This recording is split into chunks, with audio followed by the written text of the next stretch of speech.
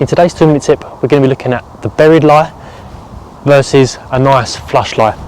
Unfortunately, when we get onto the golf course, it's not always that we find a nice fluffy lie. Sometimes the ball is kind of buried, and sometimes this means that we're going to have to adapt to a slightly different technique. So I've got a chip shot to the flag at the moment. It's about, I don't know, it's got to be about 40 feet away from me. I've got plenty of green to work with, so I potentially are going to be playing a bit more of like a chip and run. So I'm going to try and get the ball on the green as quickly as I can, very small swing, and from this kind of distance I will try and use my 54-degree wedge, my sand wedge.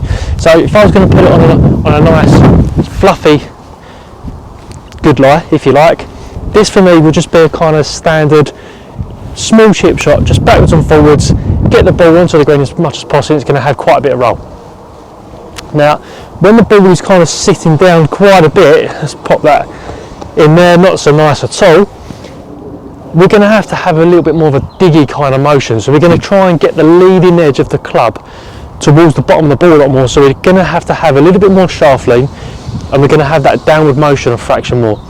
Now because we're having a little bit more shaft lean, what we're doing is we're virtually going to be basically de-lofting the club a fraction more. So to offset how much we're leaning forward, we're going to go for a little bit more of a lofted club. So if I was to grab my 58-degree wedge, when I have my shaft a lot further forward than what it was a second ago, I'm kind of offsetting the loft.